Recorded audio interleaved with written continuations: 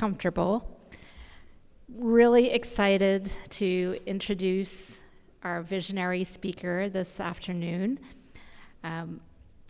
Matheus Moreira began his career as a professor in Brazil. And since then, he's held key technical leadership roles at startups, Apple, and Meta. He's authored over 100 papers. He holds 12 patents, and he's received multiple awards from IEEE and ACM. At Meta Reality Labs, he's working to lead efforts to apply AI to silicon development workflows, amongst many other things. So with that, please welcome Matheus.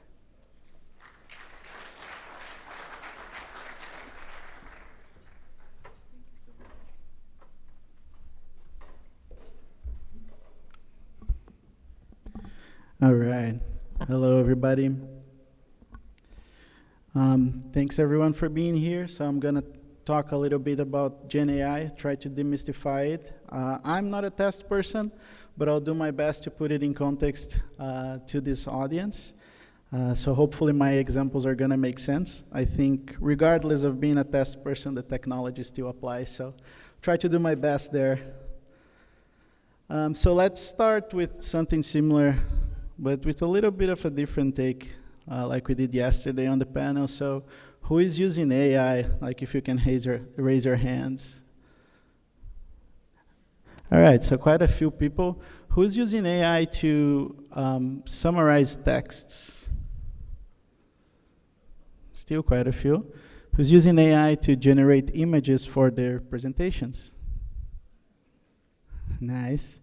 Who is using AI to run tools in their workflows? Still a few hands up. That's interesting. Who's building agents that can actually run those tools for a specific task? Okay, couple hands. Nice. So for this last couple hands, check me out if check me if I'm not saying the right things here. For everybody else, I hope that I can show you how you can do it, because it's really easier than it looks like for this technology. So GenAI is revolutionizing the industry. I like this example. You don't need to know how to develop a website to be able to get a website done. I just prompted an AI agent. Oh, too loud? Okay, how's that? Cool. Okay, so I don't need to know how to develop a website to be able to develop this website nowadays. I have an agent that can do it for me. So in this example, I'm showing you that I can just prompt it to generate a website, and it's going to generate all of the code for me. It's going to test it, make sure that the code is correct, and it's going to show me how the website looks like. And I can actually tell it, yeah, that's not really what I was looking for. My audience is young. I need a website that's appealing to that audience. And sure enough, the agent can refactor the website for me and regenerate all of that code. So this technology is being applied in different places, all across industry, biology, chemistry, medicine, and software, very notably. And we're starting to see it make its way on silicon nowadays. So to set the stage for the presentation, I started this as a skeptic, so I think this is an important point to share with everybody, because I know there's a lot of people that are skeptic about the technology. And the things that changed for me is that in these last years, the quality of the LLMs have increased considerably. And so, when I started, I would prompt an LLM to generate some code for me or to ask a question about a document, and it wasn't really great. The answer was just okay. But as these models kept improving and improving, I started to get better responses. But, I thought, so what? I can generate some code, and that's helpful, but that's not really going to revolutionize everything that I do. So to me, what really changed my mind was the rise of agents. So being able to use GenAI for understanding text, generating text. Now they can do more kinds of data as well. And using tools in the loop to validate that what's generated is actually right, and using those tools in the right places to keep transforming that data all the way through the design flow, to me, that was actually very, very transformative, because now we're talking about a technology that allows us to model very complex problems, and it can just work on them on your own, on its own.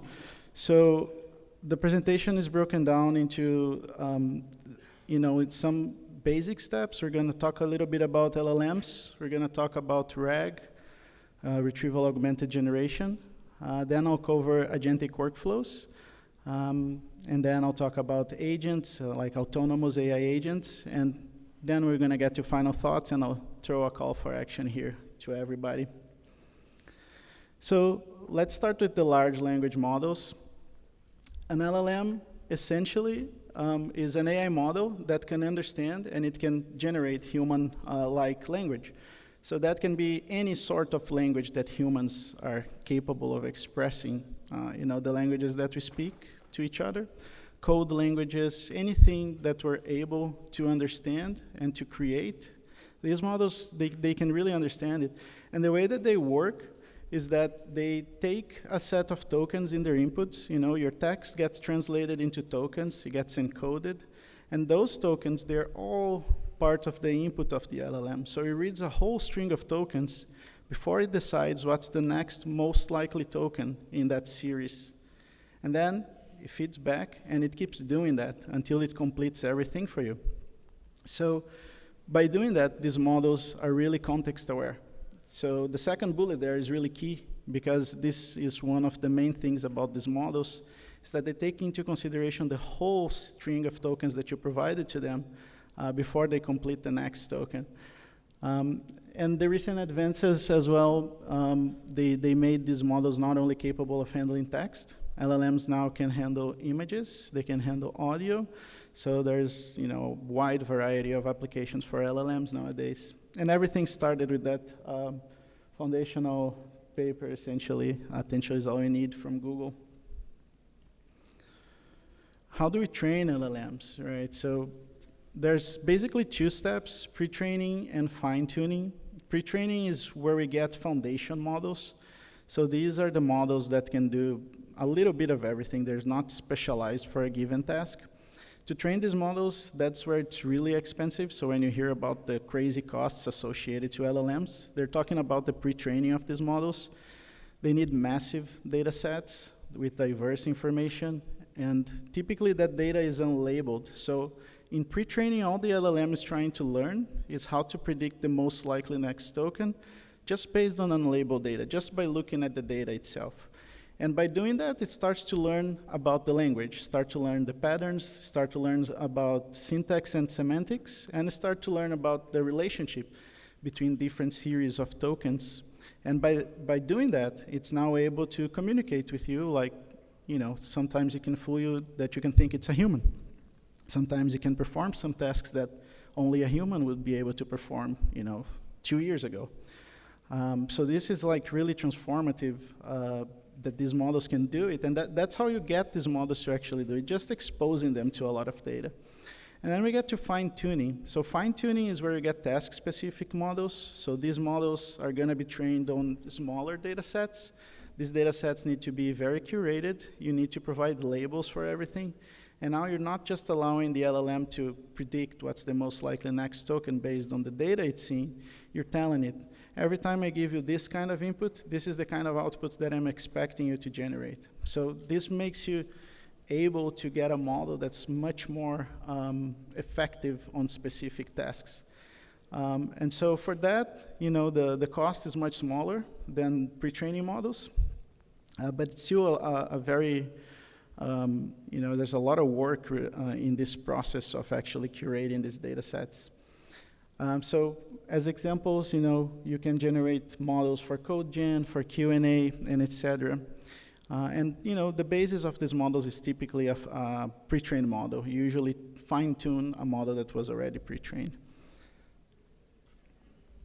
How do we interact with them, right? So everybody talks about prompting them. What prompt really is a set of two pieces in the input message, a system message that's going to define the role and the behavior of the model. and a user message that has the question and or the task that the model needs to execute. And with that input, the model is going to generate a completion based on the tokens that you provided in the input. And the quality of that completion is highly dependent on the inputs, not only dependent on the training of the LLM, but the quality of your prompt, it has a major impact on the quality of the output that you're going to get. So for LLMs, it's really important that your prompt is very clear on what you want them to execute. It's always important for you to bring context and examples, because if you think about how these models work, and they're taking a series of tokens as inputs to predict what's the most likely next token, well, if you give examples, you're helping it to actually make the right connections so that it's going to give you an answer that's more satisfying for the task that you want. So prompting is a whole art. There's, people talk about prompt engineering nowadays. There's right ways to do it. There's not so right ways to do it. The way that you prompt one model is not the same way you should prompt another model. I left a prompt guide there that's one that I really like. It explains all the techniques, so there's many different techniques that you can do to actually prompt these LLMs. I'll show you an example of how this can look like. So it's simple so it can fit in a slide.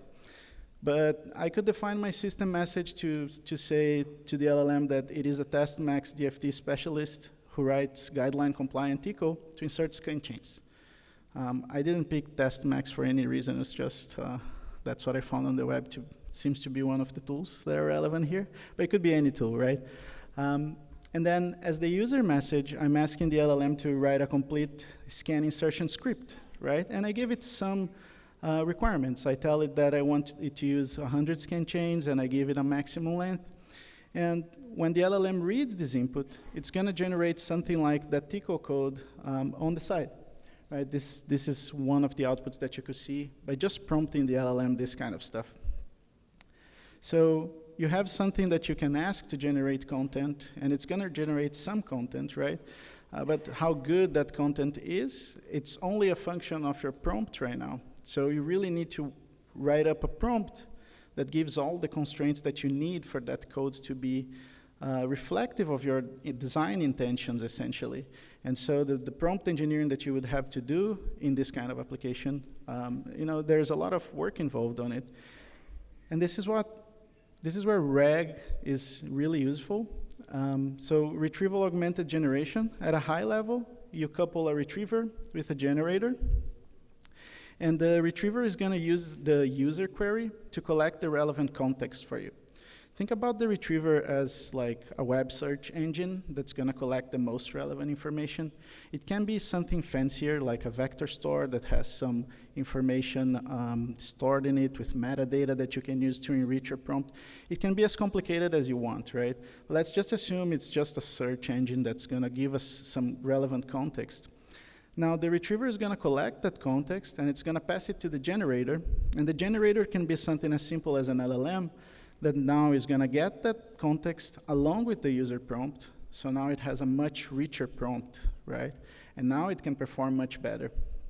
And so this kind of system, makes the context that you retrieved as a focused and relevant knowledge source for the generator to perform its job. So you're really, really helping it with examples, with context to perform at that task. And this gives you the ability to use LLMs that were not trained on a specific domain to actually act on that new domain, because you can use a retrieval to collect the relevant data for that domain. So how this looks like in an implementation, and I'm just keeping it high level here, but you could really implement it in any way. Let's assume the search and the LLM as the combo of the retriever and the generator. Let's say we keep our same prompt, but now we provide a tool manual for the DFT, for the test max DFT tool. We provide company guidelines, and we also provide context from previous projects. And now the first thing that happens is that the retriever is going to read the prompt, and it's going to collect a bunch of useful information coming from those sources, and it's going to pass them along to the LLM or the generator along with the prompt that's coming from the user. And so now you can see that the code that we generate is much richer, and the LLM is actually able to pinpoint to you exactly where it's extracted the information that you used for each line of code, right? So this also gives you some traceability of where these decisions are coming from, and now we're starting to have much more robust system that can generate code and can generate text in general for you. But you know, with LLMs and the retriever, we're able to generate some content, some specialized content, but this is still like just generating the code. It's not actually running the tools for you. It's not, this code could have mistakes and are gonna have to go and fix. So this is when we get to the next topic of agentic systems. And to me, this is where things really got very interesting. This is, like, if you look at the last 2 years of research in the domain, agentic systems are, you know, the focus of the main researchers. There's a lot being done there, and there's a lot to be done there. To talk about agents, I like to take a step back because, you know, there's not a lot of clear definitions of what agents are nowadays. If you search for agent, you may get like an autonomous AI agent. If you search for agent, you may get something as simple as like a backup tool that does the backup on your company every night, because they're really all agents. So I like to step back to the concept of agents that comes from industry automation. And that definition is essentially any software or hardware piece that acts on the behalf of a user or a system following a fixed and predefined set of instructions, right? And here it's really important to think about that these systems are really just following a fixed set of instructions, right? That they focus on executing the tasks. They're not focusing on making decisions, right? And so now we have agents that can do very well specified tasks. They're not thinking about how to do them. They know how to do them, and they execute on them. Examples of that can be the disk backup example that I was talking about. A printer could also fit this definition. But if we go back to Silicon GenAI, what's really relevant for us here is to define a tool agent that is essentially a traditional software component and a GenAI agent, which makes use of GenAI models. So as an example for a tool agent, we can think about an RTL simulation agent as one of those, because it can read a set of inputs, you know, maybe an RTL code along with a DV code and a TCL script to configure the simulator, and it's going to output logs, waveforms, reports, whatever that agent's capable of doing. When you think about GenAI agent, we can think about just using an LLM for RTL code gen. So if the LLM is able to generate RTL code, that's a GenAI agent, right? And these definitions are going to make sense when we start to put them together in an agentic workflow. Because the agentic workflow is kind of the first thing that you can do using this technology to solve your problems. It's essentially a sequence of operations executed by these agents to achieve a specific goal or to perform on a specific task. And these workflows, they can be cyclic, so they can have multiple iterations. They can try the same thing over and over again until they get it right or until they time out. And then they can have a policy on how they handle the timeout. But essentially, if you can model your problem as a graph, where each node of the graph fits the definition of an agent, you can model your problem as an agentic workflow. And the beauty of these workflows is that they leverage the GenAI capabilities to process the information and to generate content, and they leverage the traditional tools, or I put it here, the deterministic tools, to validate the GenAI outputs and to make transformations of data, right? So really what these workflows are doing is they are mimicking the way that a human would work. Like if you think about any flow in silicon development, you have some tasks that a human is going to do, and they are always involving read a documentation, write a documentation, write some code, read some code, talk to another human, you know, have the endless meetings so that you can review and agree. And GenAI is really bringing capabilities that allow you to automate some of those tasks right now. And some of them you cannot automate, but I believe in the future you're going to be able to. And so the way that I see this is that the tasks that would require humans to be executed here, if they can be executed by GenAI and you just plug the tools that the humans would use to validate their own collaterals, well, now you can model your problem as a workflow. And one very important point here is that sometimes people say, well, but GenAI makes mistakes, right? And humans do too. You wake up on a bad day, your code's not going to be as good as in a good day. Same for your documentation. And the way that we check ourselves is always reviewing with our peers. So the same way LLMs can review with their own LLM peers or their human peers. And we use tools to validate what you do. And workflows actually enable you to do the same. So there is this link from Anthropic, is a really good one. If you're interested in the subject, they explain how to build these things. And they provide a lot of details. I'll cover some agentic workflow patterns here to show you the kind of things that you can do. And I kept it very generic just to show you the kinds of things you can model here. But like I said, it's essentially a graph. So it's very common to see things like prompt chaining. So you have a set of inputs, and you feed those inputs into a GenAI agent. This can be as simple as an LLM. And that LLM is going to curate the prompt that goes to the next LLM. And now, your second LLM is getting a better prompt at its input, so it's going to perform better. So you can keep chaining things as much as you like, and you can keep seeing if they improve the performance of your application or not. We have routing. It's also a common pattern. And this can be something as simple as running a tool and getting a pass or fail. So here in this example, we have a tool agent. And if it passes, we can take one action. If it fails, we can take another action, right? So for example, here, we could assess the quality of a document and give it a pass or fail, so you can reiterate on this or not if you're using a GenAI agent. Or if you're using a tool like a simulator, it can be as simple as the simulation passed or not. So if it passed, maybe you're done with your task. If it didn't, maybe you need to call your LLM to fix something in your code to make that simulation pass. Parallelization is also another common pattern, and here you can have multiple agents running in parallel. I put the example here of a tool agent and a GenAI agent just to show you that you can really parallelize anything. But this typically makes more sense for agents where you have like long run times and you can still run them on parallel. So this could be things like a complex GenAI agent or just a long runtime tool that you can parallelize along with another very long runtime. In my example, I kept it simple. So let's say we know how to log mine using a regular expression. So, well, we can just build a software tool for that. So we have a tool agent that's going to read our log and extract the relevant information. But we can also throw an LLM there to actually read the log and provide a summarization. So now your output is not only the set of regular expressions that you collected, but also an explanation of what the LLM is seeing in that log, right? And so using this, you can essentially parallelize any kind of task. And then we have feedback loops, and this is kind of where the transformative aspect of agents happen.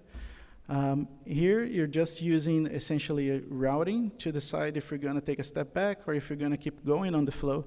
And so, as an example, I give you code gen and verify with a tool. So this can be anything, really. You're using an LLM to generate some code, and you're running it in a tool. And the tool is going to pass or fail. If it fails, you circle back to the LLM. You give it the log, and you say, hey, can you fix this because it's not working? And you let it iterate until it completes something or until it times out. And if it completes, well, now you can trust that the collateral that it generated is actually sound. Something that we talked a little bit on the panel yesterday is this kind of pattern as well, where you can have multiple LLMs talking to each other. So you could have an LLM that produces documentation of your code. So you give it code as an input, and you ask it to generate documents because nobody likes to write documents. But you don't want to just trust blindly on that documentation that it produced. So you can throw another LLM that is now a reviewer of that document, and you let them iterate until you pass your criteria. And you can tell the LLM, hey, you can use these questions to assess the quality. Each question is going to have a score associated, and you only give it a passing score once you hit a certain threshold. That's just one example. And these things actually really work. Like we are seeing in the academia, a lot of successful work being done there, and in the industry as well. Like people are definitely applying this in different areas and seeing a lot of success. So if we go back to our example, now I'm just gonna assume that our RAG agent is encapsulated in this little green box, and our testmax agent is able to run our tool.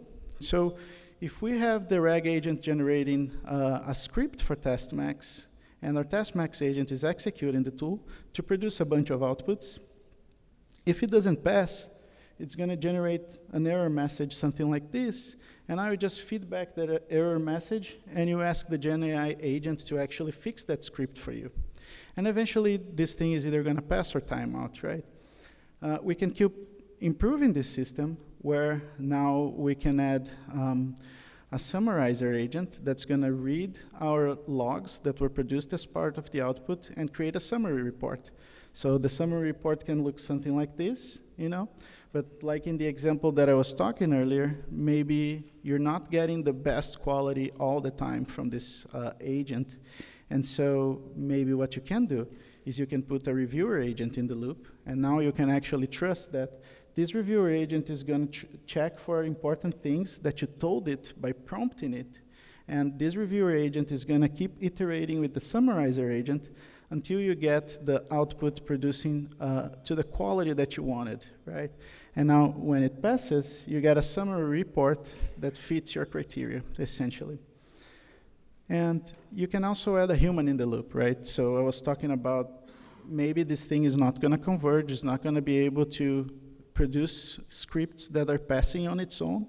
And what do you do in those scenarios, right? So what do you do there is typically you put a human in the loop, or you time out and you try it again, because there is also that part, not being not deterministic, some runs are going to be more successful than others. So to put a human in the loop, you can just pull,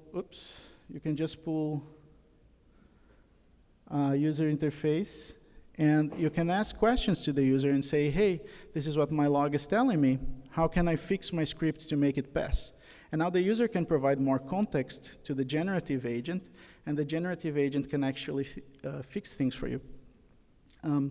Another point to make here is that, I'm talking about this agent performing or not at the task that it's given. And so the ability for you to evaluate these agents is always key.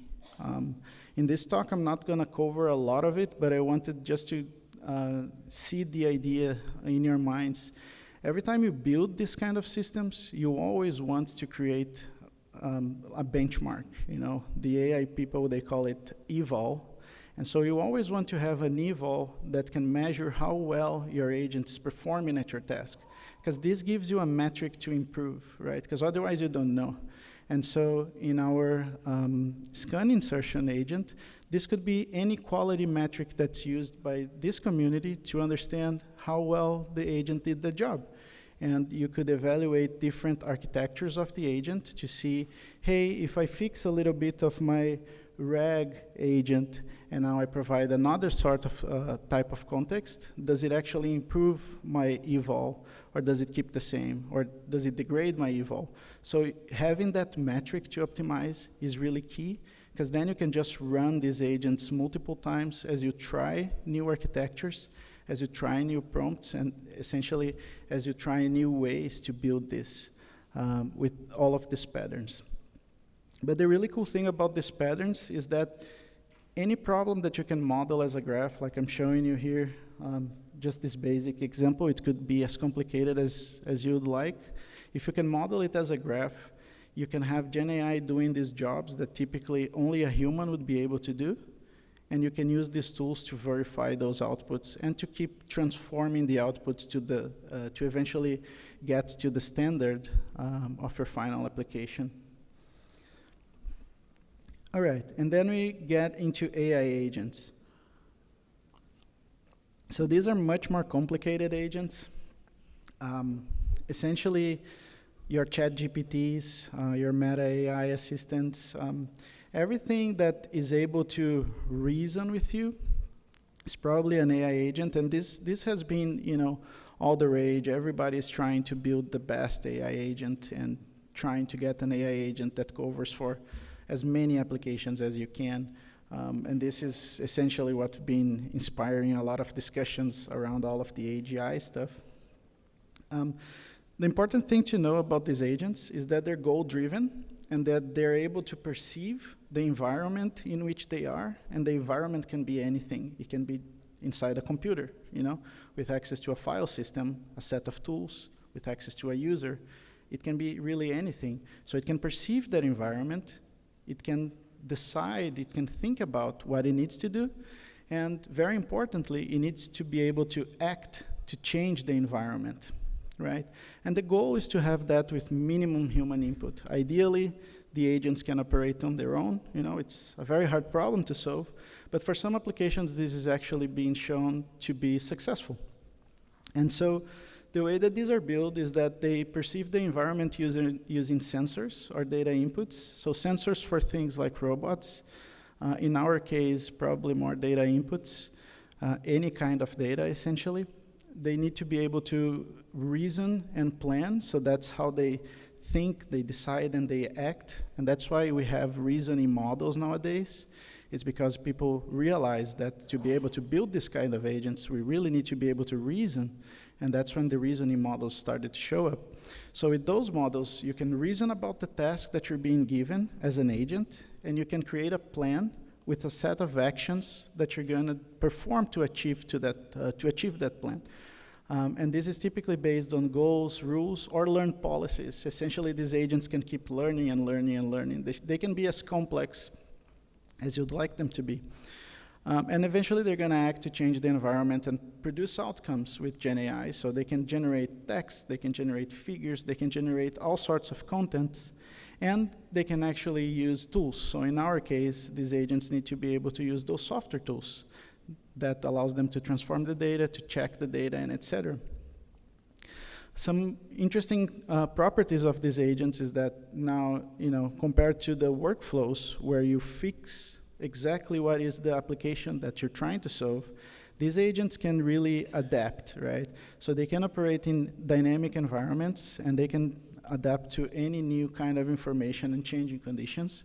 So if you build one agent that can work on a specific technology, for example, it's very likely that it's going to be able to work on the next technology because it's able to reason about it. And if it's able to learn about it, even better, because it's going to have more adaptability.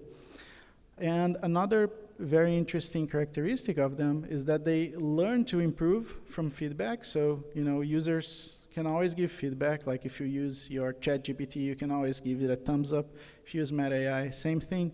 And so you help it understand, oh, okay, this reasoning trace really made sense for that application. So it's storing that so that in the future, if it has to do it again, it knows exactly what it did. And so it knows how to take the route that takes it to success. So feedback is really important, and these past outcomes, what worked and what didn't, is really what these agents are. This is like the state of the art right now. Everybody's putting these capabilities in the agents. I was just on a panel upstairs before this talk, and they were talking about how being able to store long-term and short-term memory is really important for these applications. And that's what really is going on in these agents right now. So if we get an autonomous agent and we try to solve the same problem that we solved with an agentic workflow, it can look something like this. So this paper makes it easy to understand the concept. So they map the agent in an environment that it's talking to a user. And as perception, it can take a set of inputs, and then it has a brain that essentially is going to have a reasoning LLM to come up with a plan. It has some memory that it can store information and it can recall information. And it has a retrieval system so that it can actually retrieve information from knowledge bases, and it can learn about the world.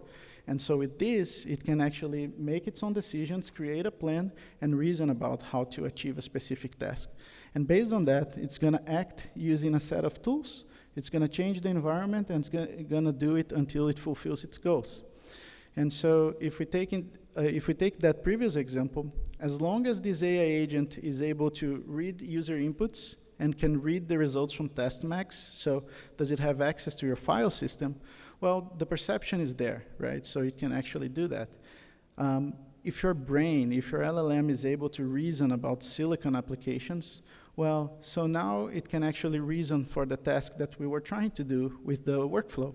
And it has access to the docs and code bases that we gave it. You remember the guidelines, the tool documentation, and et cetera. So it's going to be able to retrieve the information for you.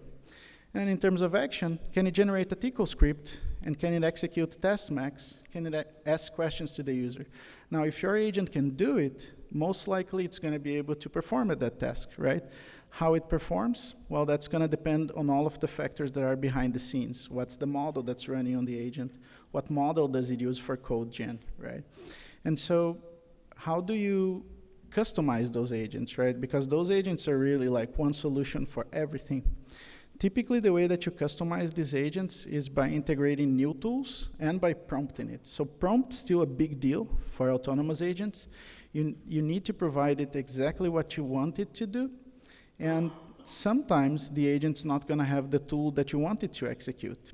But there are new standards being created.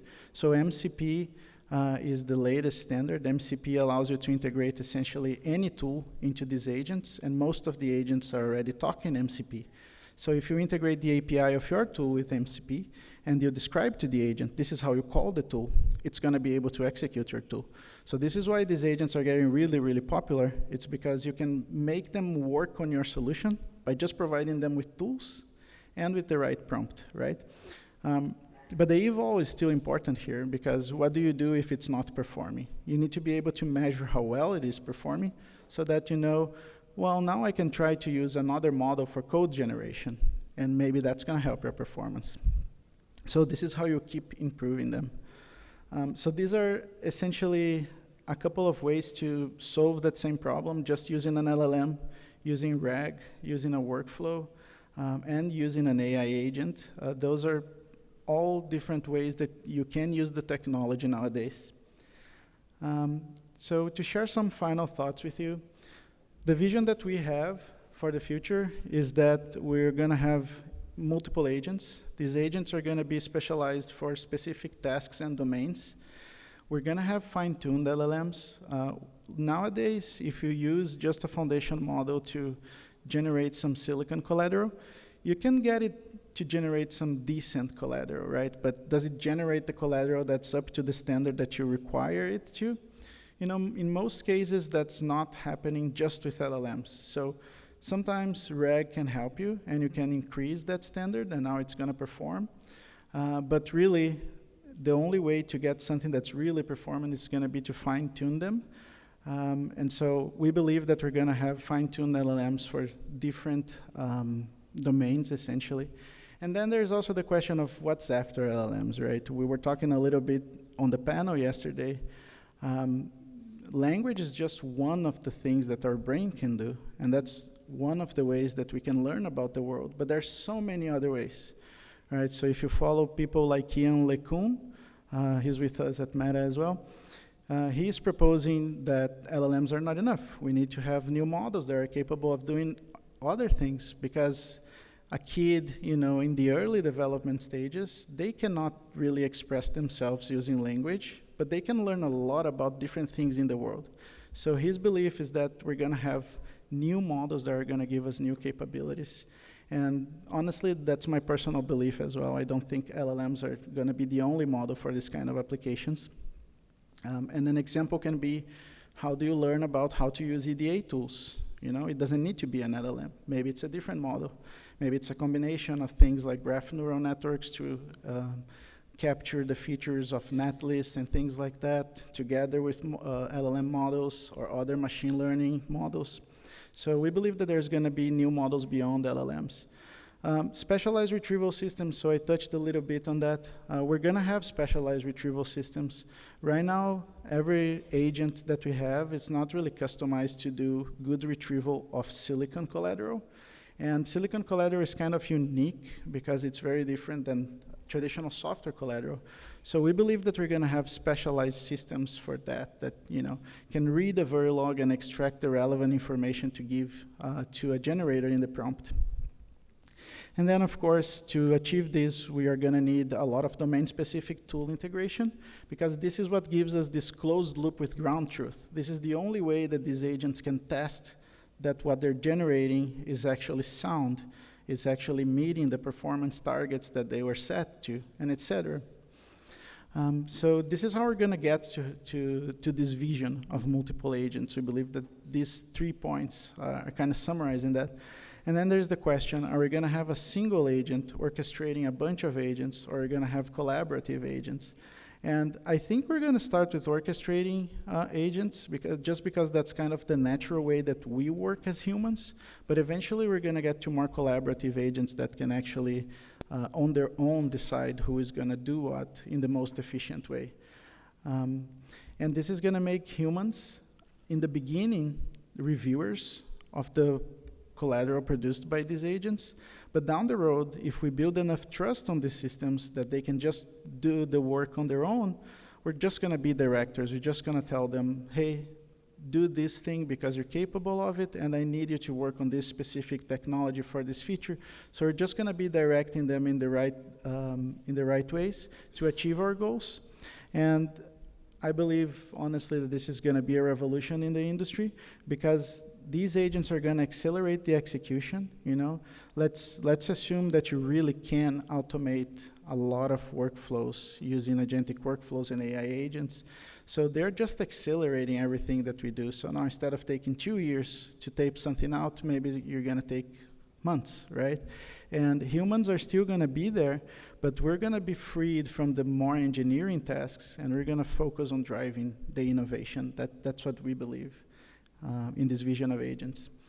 And so some takeaways from this talk that hopefully I managed to get across.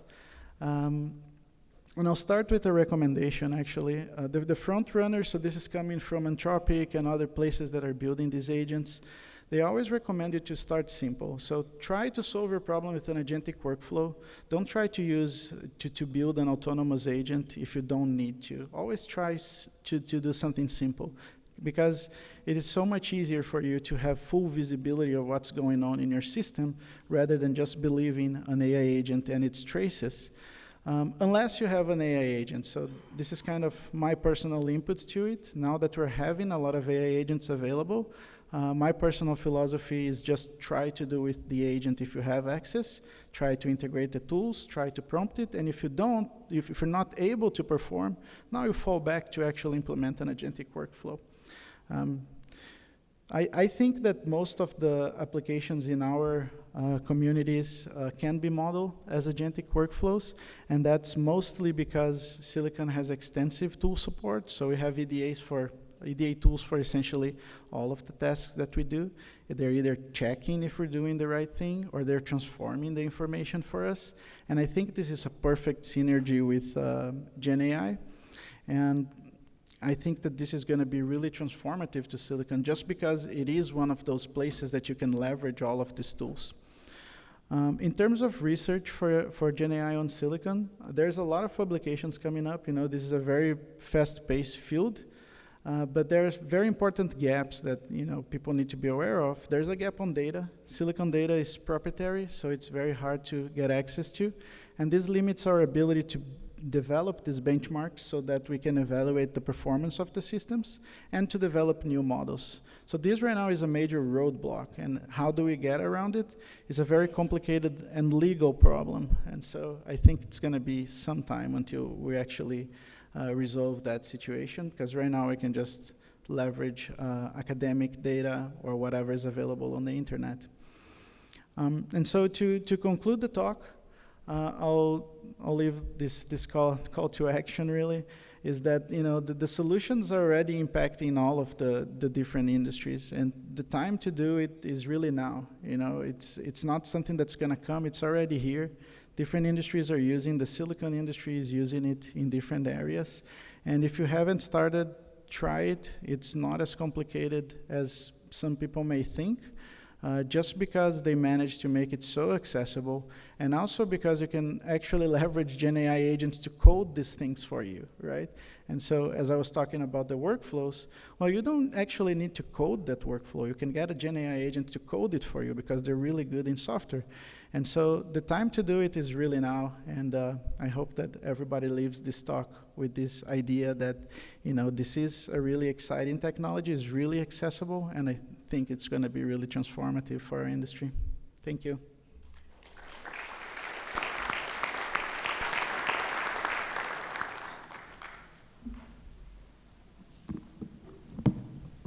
Thank you, Matheus.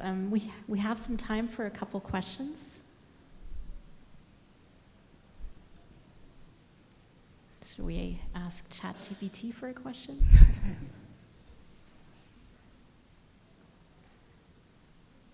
You really said it all. There are no questions.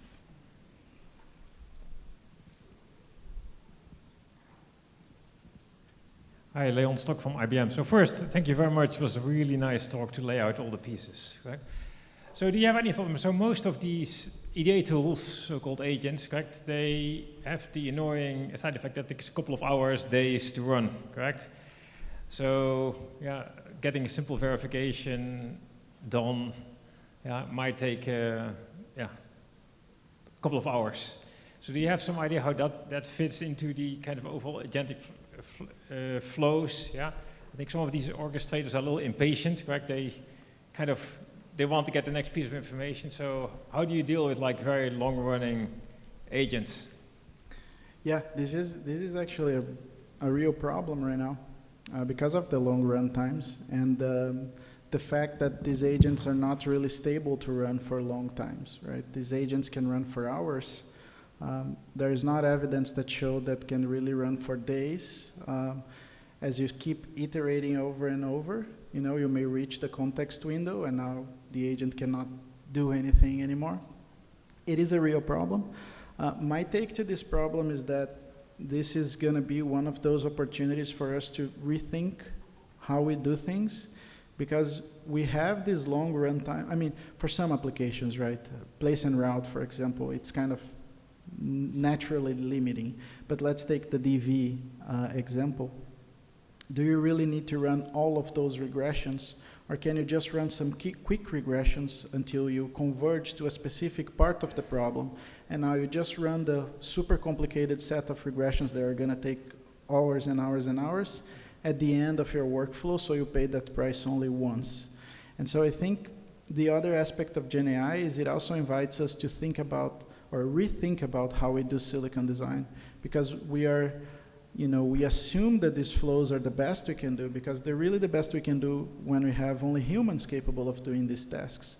Now when we have GenAI capable of doing these tasks, I think there is still a question mark on what are the best flows.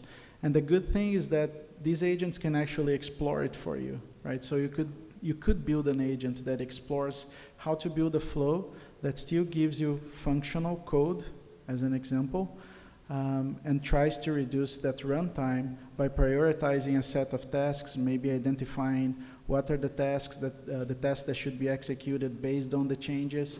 So I think there's going to be a lot of opportunities to rethink how we do things. Because if we just try to apply them exactly like we do, we may fall in those pitfalls.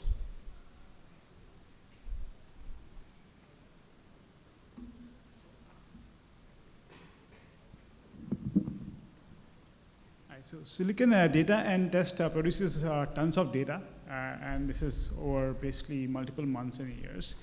So do we have a method or a way to basically use agents to parse this data and basically enhance the results that these agents give, like RAG for analyzing silicon data?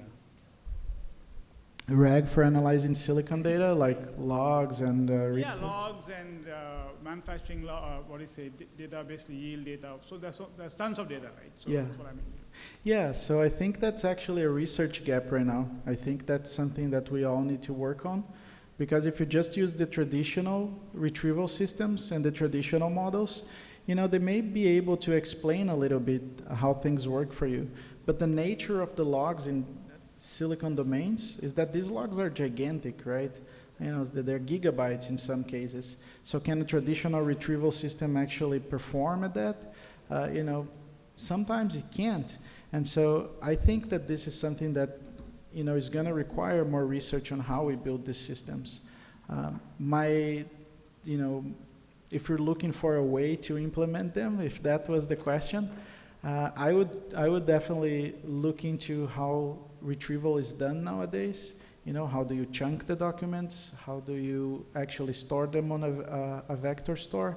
I think there's a lot of unanswered questions on what kind of metadata do we need to put it for silicon collateral.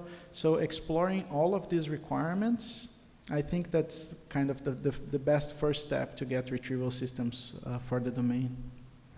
Thanks. And by the way, very nice presentation. I understood almost everything, yeah. No worries. Hi, I'm Phil Nye from Broadcom. I understood almost nothing. So I almost have the same question. I stood up before I heard that. So forget about future. Today, we collect a ton of data for each of these products. Maybe 100,000 pieces of data for each chip we make. Then we test it 3 times, collecting that same data over and over. Then we merge it and there's more data. Then we ship it and we get a little bit more. If you were to, what you might say is, yeah, just throw AI at it and it'll make sense and all that. Yeah. Could you describe the roadmap to productively use that data? Yeah. And is it going to take 1 or 2 years to organize it, label it, have it make sense and do some learning? Or is that overcomplicating it? Yeah. So clearly I didn't really demystify it. But jokes aside, I think it depends on what you want to do, right? So if you're looking to train a model in that data so that the model can make better predictions in applications that fit the domain of that data, it is a long process to label it, and it's a very expensive process. Now, to me, the roadmap doesn't look anything like that. Before I would train a model, I would actually use one of the available models, and I would build a retrieval system that's able to get that data and bring the right context to the LLM that you already have available. And so to me, that process looks something like, okay, you have a lot of data. How does that data looks like? Because LLMs have a limited context window. There's only so much information that you can put on your prompt. How do you break that data down so that it have chunks that you're going to be able to include in your prompt, still capture the context, but don't exceed the prompt limit size? And so that process of looking into your data and organizing it in chunks, essentially breaking it down into pieces that you can use in a retrieval system, that's not a multiple year effort. That's going to be like a couple of months effort, essentially, mostly because you can automate a lot of the process of chunking the data. The hard part of the process is actually coming up with the ideas on how you chunk it and then evaluating how well it's actually working in your system. And from what I'm understanding, your goal would be to build something like a knowledge assistant that you can ask questions about that data, right? And so for that, essentially, you can just use an LLM. LLMs perform really well on this kind of tasks. They can explain the data to you. So your challenge would be really to look into that massive amount of data, identify the patterns. I have these types of logs, I have these types of reports. Well, report of type A actually fits the context window because it's only 100 lines. But report type B is actually hundreds of thousands of lines. So I'm not going to put all of that thing in my context window. I'm just going to extract the relevant parts. So what are those relevant parts? Looking at your data and understanding what are the relevant segments of it, this is going to be key for you to be able to use it on a knowledge assistant system. Yeah, another couple of quick questions is, what I'm thinking about is people that do yield analysis, like wafer probe, quality analysis where there's a fail and they try to figure out why. And unfortunately, they may not know what they're looking for when they start. They just know they have, gigabytes, more than gigabytes of data, and they're not sure of what's really the root cause of what they're looking at.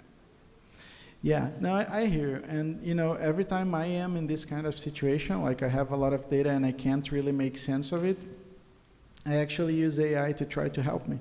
Because things like, let's get Notebook LM from Google as an example. It's a tool that everybody can use. You can put really large documents there, and you don't really need to think about how you're going to chunk it, because it already has a retrieval system built for you. And so you can just use that kind of solution in the beginning if you want to understand how the data looks like. Or if you really want to build a system, what I do a lot of times is I actually ask one of the assistants, we have our own internal equivalents of GPT, for example, how do I make sense of this data? What would it be the best way for me to chunk this data? And the assistant actually comes up with very clever ways that you can do that. And so using AI to solve your problems is always a good first step when it comes to figuring out how do you model it to fit in this ecosystem. Okay, thank you, and Sure. nice presentation. Thanks for coming here. Thank you. We have time for one question, and it seems like there's going to be a battle for who does that question. Don't There's worry. either Keith or Oh, no, go ahead. what's that supposed to mean? But anyway, okay. One question, and then of course we have the social afterwards. So, and Matheus is going to join us for that for a bit. Yep. So, oh, you scared? Okay, so Keith Schaub with Advantest. So Matheus, first of all, I got to preface this. This is a question from GPT-5. I had GPT in voice mode listening to your entire talk, but at about 10 minutes, GPT-5 complained and said that I ran over budget. So in any case, it came up with an excellent question based on what it understood from your talk. And I think the question is very pertinent. The question is, it says, what you've described in semiconductor test, we're at the opposite extreme. We've got fragmented, domain-specific data sets like pin maps, fail logs, and wafer maps. Okay, looking 5 to 10 years out, what research, so it's focusing on the future research directions, do you think are the most promising to bridge that gap? So everything you talked about today is all about productivity gains. Just put this in practice and you have all this efficiency and productivity gains. But it's asking what sort of research do you see or do you find that is promising so AI doesn't just boost productivity but actually discovers new fault models or test strategies that we haven't even imagined yet? That's an awesome question. I wish I had 2 presentations so that I could cover that too, because that's exactly my main interest right now. And I'll just make a comment on the budget situation with GPT, because I forgot to say that on the workflows. How do you control how many tokens you're using? With these agents is really hard, but in the workflows you can actually have a tighter control. So that's just my tangent. But back to your question, I think the really interesting research that I'm seeing right now, it starts with how do we generate data so that we can cover for the domains that are not covered, in silicon design and test, for example. We may not get access to all of the data at the companies that are training the foundation models. So how do we make it so that those companies can see that data? Well, it's a huge legal challenge, so that's going to be a very long road. There's a lot of research going on in how you generate synthetic data that actually helps you improve the performance of the model. So I'm really, really interested in works that generate synthetic data for silicon. And it can be like crazy ideas. Like there is a professor from Arizona, her name is Vidya, and she came up with this solution to how do I create heat maps for my layout. And she realized that satellite images looked a lot like that. And she just started to get satellite images and use them as synthetic data, and she was able to use them successfully. So all of this kind of research on how do you produce this data to improve the models, I'm really interested on them. And then there is the more interesting part of the question, which is, okay, great, we can make things faster, we can get humans to focus on the real cool problems, and AI is going to do all the boring stuff. We're going to produce 10x what we're used to produce. Everybody's happy, right? The focus here was really about that, just because that's more related to the demystification. I think once we're able to get agents that can do those tasks, well, now we get to the next level. You know, how do humans do research? You know, you come up with these ideas, you formulate hypotheses, and you create a set of experiments that can validate or invalidate those hypotheses, however you want to work on the, typically invalidate them, right? These models can actually do that. They can create the hypothesis to problems. So they are actually being used to do research on some areas, like they're finding new molecules and things like that. This is reality, right? But for us, we are gated by the fact that these agents cannot execute the experiments because we don't have tool integration and because they're not versed in our languages. They're not versed in TCO, Verilog, UPF, SDC, not versed in any of that. So before we get to that point, where I agree, that's the really cool stuff, you know. Now, can you make me be more effective, you know, what is the next fault model? Before we get to that kind of question, they really need to be able to execute the basic flows that allow them to run the experiments to invalidate their hypothesis, because the hypothesis part is already covered by the reasoning models. So that's why I think this is like the first step in that direction. But I agree with you. There is a lot more interesting things than only increasing productivity, but increasing productivity is going to have to come first to enable that.